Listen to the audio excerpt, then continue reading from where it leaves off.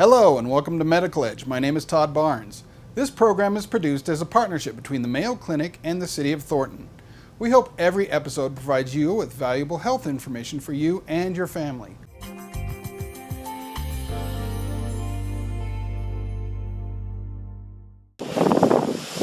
When Hurricane Sandy slammed into New Jersey, the Long family braced for two storms: the water and winds that raged in their town and their fears about the health of 14-year-old Jack. He needs, to have surgery. And we were like, you could have picked us up off the floor. Jack needed open-heart surgery to repair a rare congenital heart defect called Ebstein's Anomaly. Really nervous and kind of scared.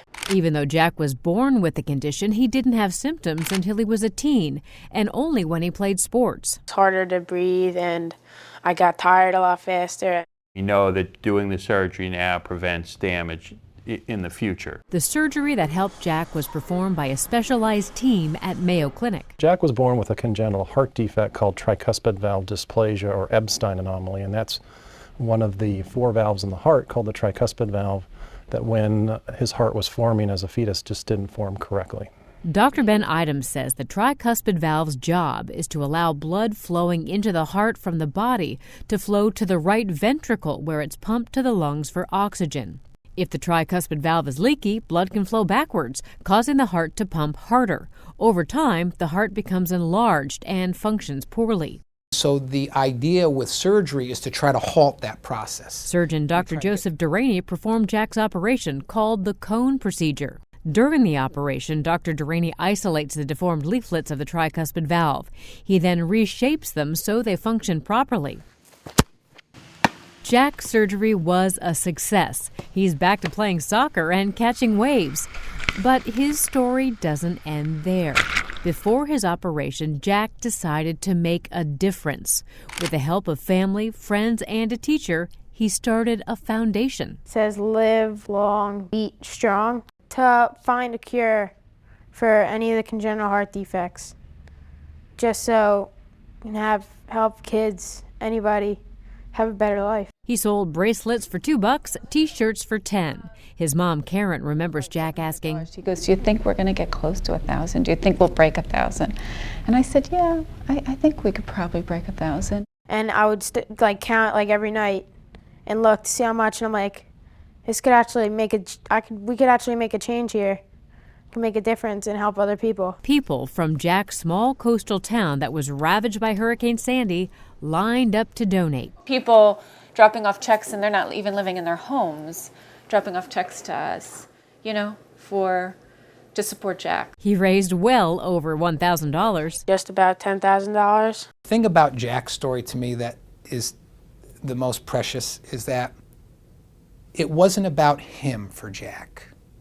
It was about everybody else. I'm just happy that we could not just help me get through it, but help everyone else. For Mayo Clinic News Network, I'm Vivian Williams.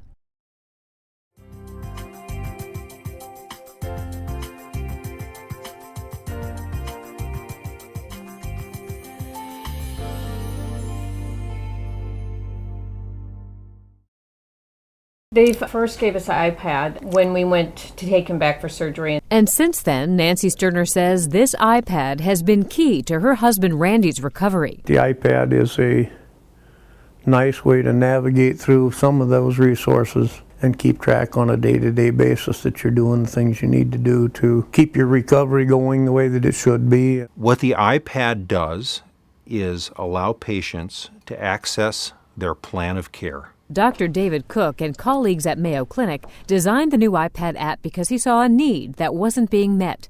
Clear, easy-to-understand information delivered when a patient needs it. We provide them with knowledge on their heart surgery and what's going to happen each day and what's normal and what's not. And I'm not a technology person. I really am not. But even for Randy, the app is user-friendly. He can access educational videos and open different pages that ask him questions about things like pain and how much he's walked.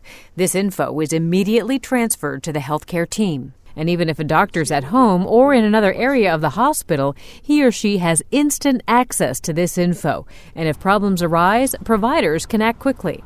It gives patients a sense of being in control at a time when many new and sometimes scary things are happening to them. It not only made him a part of the process instead of just walking in and being a number, he was involved in what was happening to him. The iPad doesn't take the place of the human interaction that happens in the hospital.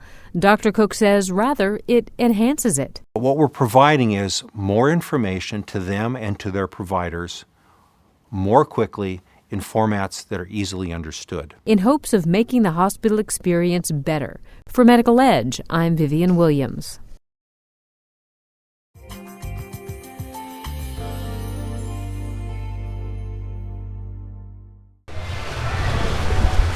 I really enjoy the kind of singularity that comes with swimming as a sport. It's really all about what you do in the water.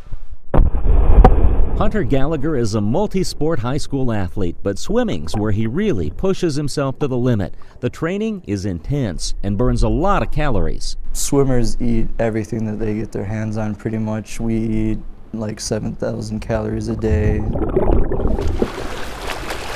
So imagine Hunter's frustration when he felt nausea and pain every time he ate. Swallowing became increasingly difficult. To top it off, his team, the Rochester Century Panthers, were making history, about to win their 100th straight dual meet, and he sure didn't want to have to quit. It was pretty bad for a while. I had to miss quite a bit of time last year because of it. Eosinophilic esophagitis. That was Hunter's diagnosis. Mayo Clinic gastroenterologist Jeffrey Alexander says the condition, also referred to as EOE, affects about 1 in 1,000 people. It involves the buildup of a type of white blood cells called eosinophils. These eosinophils secrete proteins that cause fibrosis and scarring, and then the esophagus becomes narrowed. Why they develop is not so clear. It may well be related to an allergy to certain foods. Because reflux can also trigger the condition, about a third of patients find relief with acid-blocking drugs. Topical steroids help many reduce the inflammation. And finally, systematically eliminating specific foods from the diet zeroes in on what's causing the allergic reaction. Eggs, dairy, fish, nuts, soy, and wheat are the most common culprits. It's pretty spongy and compressible. Because the lining of the esophagus must be biopsied after each food group is eliminated to see if there's been improvement, Mayo Clinic is testing a simpler innovation. We're looking at a device called the Cytosponge, and the Cytosponge was developed by Rebecca Fitzgerald at the University of Cambridge in the UK. The way this sponge works is that patients swallow a capsule with a string on it.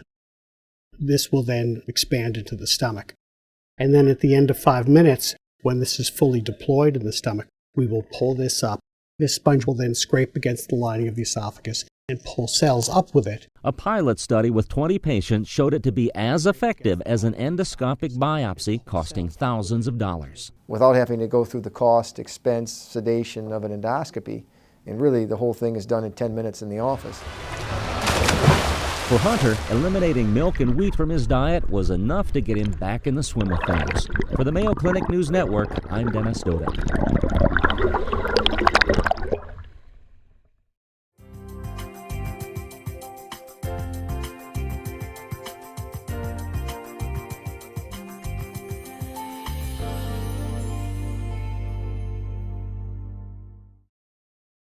You can breathe normal. Magnetic resonance imaging, or MRI, allows doctors to look inside the heart as it beats. You can see here, this is the left ventricle, which is the main pumping chamber that pushes blood out of the body. Dr. Brian Shapiro uses MRI to look for abnormalities in the heart. What the MRI does is it looks at the tissue characteristics of the heart. So swelling of the heart is a very common thing in heart attacks and infections and things like that. The moving or still images show exactly where damage happens. You would see it as a very bright spot in the heart. In addition to damage from heart attack or infection, MRI can also show Dr. Shapiro how well the heart pumps, where irregular heartbeats originate, the location of blood clots, artery blockages, scar tissue, or even tumors. Because MRI allows doctors to see more detail of the heart, they can make more accurate diagnoses and therefore tailor treatment for patients. Is you can actually show where the heart attack is and the extent of the heart attack. Images that tell Dr. Shapiro if a patient will recover, if there's permanent damage, and what treatments might be best. Information from inside the heart that can help Dr. Shapiro and his colleagues better help their patients. For Medical Edge, I'm Vivian Williams. That's all for this episode of Medical Edge. If you're interested in learning more about any of the stories featured on this program, you can find additional resources by visiting our website and following the link to the Mayo Clinic. Thanks for watching, and be sure to watch the next episode of Medical Edge from the City of Thornton.